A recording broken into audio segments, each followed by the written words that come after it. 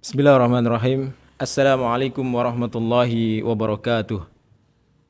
Alhamdulillahi hamdan katsiran tayyiban mubarakan fih kama yuhibbu rabbuna wa yarda. Asyhadu an la ilaha illallah wahdahu la syarika lah wa asyhadu anna Muhammadan abduhu wa rasuluh. Allahumma salli wa sallim wa barik ala nabiyyina wa habibina Muhammadin sallallahu alaihi wasallam wa ala alihi wa ashabihi wa man sara ala nahjihi ila yaumiddin, amma ba'd. Kaum muslimin rahimani wa rahimakumullah. Alhamdulillah, kita bersyukur kepada Allah Subhanahu wa taala atas segala limpahan nikmatnya. Salawat serta salam semoga tercurah atas junjungan kita Nabi Muhammad sallallahu alaihi wasallam beserta para sahabatnya, keluarganya serta umatnya hingga akhir zaman. Di dalam sebuah hadis yang diriwayatkan oleh Ibnu Umar radhiyallahu anhuma, bahwasanya Nabi sallallahu alaihi wasallam pernah berkisah tentang 3 orang pemuda yang terjebak di sebuah gua. Nabi sallallahu alaihi wasallam bersabda, "Dahulu di zaman sebelum kalian terdapat 3 orang pemuda yang mereka berjalan bersama pergi menuju suatu daerah, kemudian mereka mendapati ada sebuah gua di situ, kemudian mereka masuk ke dalam gua untuk berteduh. Tiba-tiba jatuhlah batu yang sangat besar sehingga batu itu menutup pintu masuk gua tersebut. Ketiga pemuda ini berusaha dengan sekuat tenaga untuk menggeser, mendorong batu ini sehingga batu ini bisa menyingkir dari jalannya untuk keluar, maka mereka sejauh apapun berusaha, mereka tidak bisa menggeser sedikit pun batu besar tersebut. Maka mereka mulai berputus asa dan kemudian salah satu dari mereka kemudian mengatakan, kita harus berdoa kepada Allah Subhanahu wa taala dengan wasilah amal kebaikan kita masing-masing. Maka salah seorang pemuda di antara mereka kemudian berdoa kepada Allah, "Ya Allah, sesungguhnya aku memiliki 2 orang tua yang sudah renta, dan aku tidak pernah mengakhirkan keduanya. Artinya aku selalu mengutamakan keduanya sebelum yang lainnya. Maka suatu ketika aku pergi dan kemudian aku pulang kembali ke rumah, aku mendapati kedua orang tuaku telah tertidur.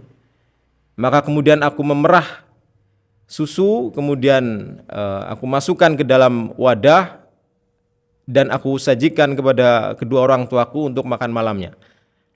Maka aku antarkan susu itu kepada kedua orang tuaku dan aku dapati keduanya masih dalam keadaan tidur yang nyenyak. Dan aku tak kuasa untuk membangunkannya. Maka aku pegang kedua susu tersebut dan aku tunggu sampai dengan kedua orang tuaku bangun untuk kemudian aku berikan susu itu kepada mereka. Walaupun anakku merengek meminta susu di bawah kakiku, tidak aku berikan kepada anakku sebelum aku memberikannya kepada kedua orang tuaku. Hingga terbit fajar, orang tuaku bangun, kemudian aku berikan susu itu kepada mereka. Kemudian pemuda ini berdoa, "Ya Allah, seandainya amalku ini ikhlas mengharap wajah-Mu, maka aku mohon kepadamu, ya Allah, keluarkanlah kami dari tempat ini."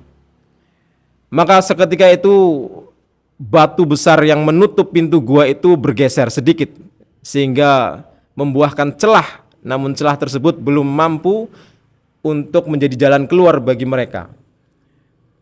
Kemudian pemuda yang kedua mengangkat tangannya kemudian berdoa kepada Allah, "Ya Allah, sesungguhnya aku memiliki sepupu, seorang wanita anak dari pamanku, wanita yang cantik yang aku sangat mencintainya dan aku menginginkannya, namun dia menolakku.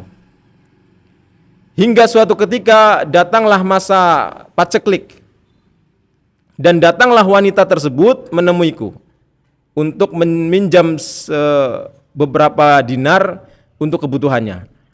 Maka aku berikan 120 dinar kepadanya dengan syarat dia harus tidur denganku. Maka dia dengan terpaksa menyetujuinya. Kemudian malam itu ketika aku hendak melaksanakan keinginanku, maka wanita itu kemudian berkata, takutlah engkau kepada Allah. Maka ketika itu aku tersadar dan aku meninggalkan wanita itu beserta 120 dinar uang aku berikan kepadanya dan aku meninggalkannya. Kemudian pemuda ini berdoa, ya Allah, seandainya amalku ini, usahaku ini meninggalkan hasratku untuk takut karena takut kepadamu, ya Allah, seandainya ini ikhlas mengharap wajahmu, maka keluarkanlah kami dari tempat ini.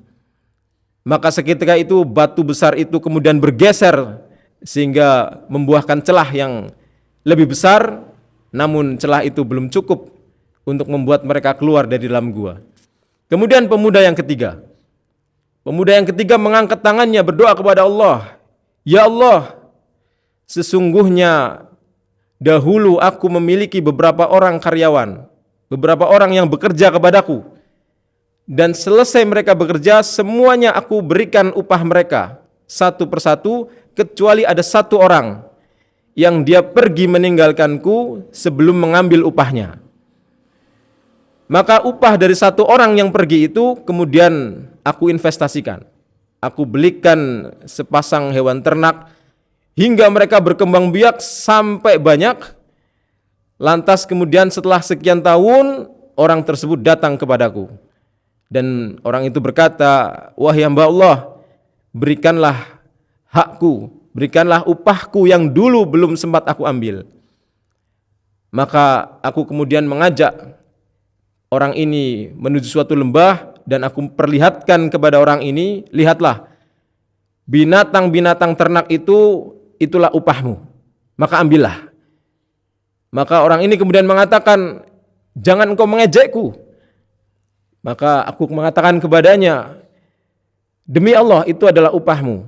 Itu adalah upah yang dulu aku investasikan, aku belikan hewan ternak, sampai sekarang berkembang biak sekian banyaknya, maka itulah adalah hakmu, maka ambillah.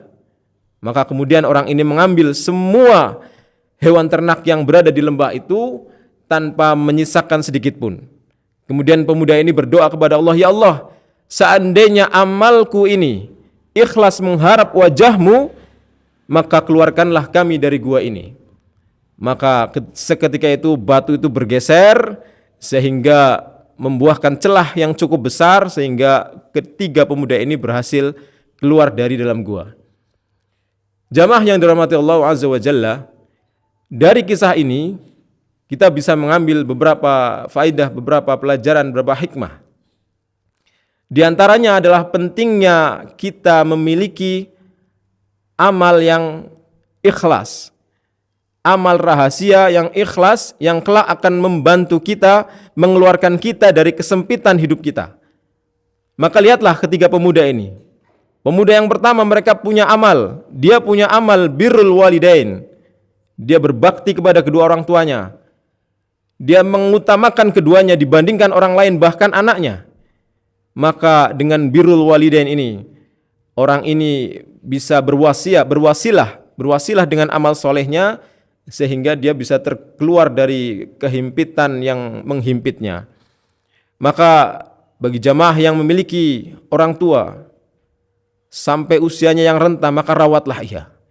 Rawatlah kedua orang tua kita, ya, karena disitulah letak pintu surga kita. Ya. Nabi SAW suatu ketika hendak menaiki mimbar, kemudian Nabi berkata amin, amin, amin. Para sahabat bertanya, ya Rasulullah, sungguh kami tidak mendengar ada yang berdoa, kenapa engkau amini? Maka Nabi SAW menyampaikan bahwasanya Jibril datang kepadaku dan dia berdoa 3 hal yang 3-tiganya aku amini. Dan salah satu doanya adalah, celakalah seorang hamba yang dia mendapati kedua orang tuanya atau salah satunya hingga usia renta, namun dengan itu tidak memasukkannya ke dalam surga. Maka diamini oleh Nabi SAW. Ini menunjukkan bahwa birrul walidain, berbuat baik kepada kedua orang tua atau salah satunya hingga usia rentanya, ini adalah peluang besar seseorang bisa masuk ke dalam surganya. Maka jagalah orang tua kita, rawatlah ia, buatlah bahagia di masa tuanya, maka pintu surga ada di hadapan kita. Kemudian lihatlah amalan pemuda yang kedua. Pemuda kedua ini menjauhi syahwatnya. Di saat kesempatan itu datang, maka dia berhasil menekan desakan syahwatnya untuk meninggalkan dirinya dari perbuatan zina yang diharamkan.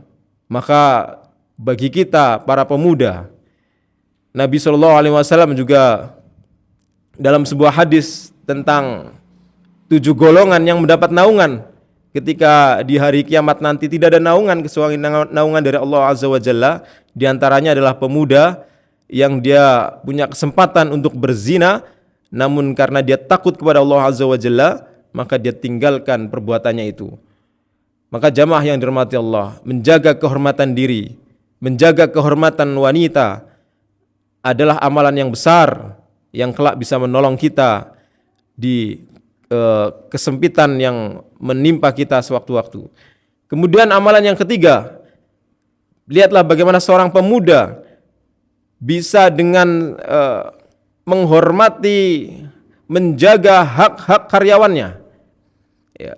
Bayangkan ketika orang yang bekerja itu datang kemudian meminta gajinya yang belum dibayarkan itu, bisa saja seorang pemuda tadi memberikan gaji sesuai apa yang dimintanya, sesuai apa yang dulu dia ditinggalkan. Tetapi lihat, harta yang kemudian dia investasikan, upah hak dari karyawan yang dulu belum diambilnya, kemudian diinvestasikan sampai banyak, sampai tumbuh besar, semuanya diberikan kepada sang orang yang pemuda tadi yang datang untuk mengambil haknya. Maka lihatlah betapa amalan yang besar ini bisa mengantarkan pemuda ini keluar dari kesempitan hidupnya. Maka kita yang punya pembantu, kita yang punya pekerja, maka penuhilah hak-hak mereka. Nabi SAW itu tidak pernah sekalipun menyakiti hati pembantunya. Bahkan Anas bin Malik mengatakan, tidak pernah Rasul SAW berkata kepadaku, kenapa engkau berbuat ini? Kenapa engkau tidak berbuat itu? Maka ini menjadi pelajaran mahal bagi kita jamaah yang dirahmati Allah, untuk bagaimana menjaga, menghormati, memberikan hak-hak orang-orang yang bekerja kepada kita.